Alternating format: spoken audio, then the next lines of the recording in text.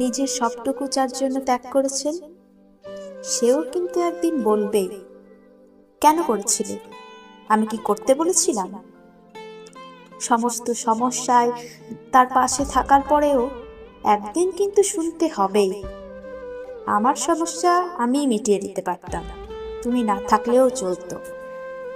তার সমস্ত হারিয়ে যাওয়া সম্পর্ককে চেষ্টা করে তার কাছে ফিরিয়ে দেওয়ার পরও কিন্তু আচমকা সে বলবে, আপনিই নাকি তাকে একা করে দিতে চান।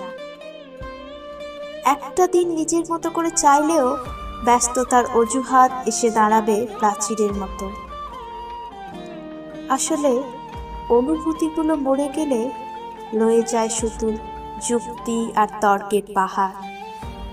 তখন কথার পিঠে কথা বসে, কে ভুল কে ঠিকের লড়াই চলে, কারণ সেই বিশেষ অনুভূতিগুলো তখন মৃত।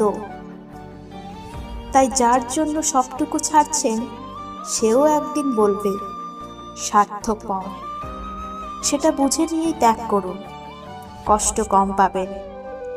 কারণ আমরা মুখে যতই বলি এক্সপেকটেশন রাখি না, আসলে ভিতরে ভিতরে কিছু চাওয়া তো রয়েই যায়। একটা একলা সন্ধে, একটা নিশ্চিন্ত বিকেল, হয়তো তখনও চেয়েই যায় মনে মনে। তাই তো আঘাতগুলো আঘাত হয়েই ফিরে আসে, আর আমরা নতুন করে ভেঙে পড়ি। তাই তো মনকে বারংবার বলি, চল জটিল হয়ে যায়। কিন্তু অবাধ্য মন তবুও আশা করতে ছাড়ে না। আশা থাকলে আশা ভঙ্গও থাকবে নিশ্চিত। জীবনটা ঠিক পাহাড়ের বাঁকের মতো, অসম্ভব রহস্যময়। আজকে যেটাকে নির্ভেজাল ভালোবাসা বলে মনে হচ্ছে, কাল সেটাকেই মনে হয় শুধুই বোঝাপড়া।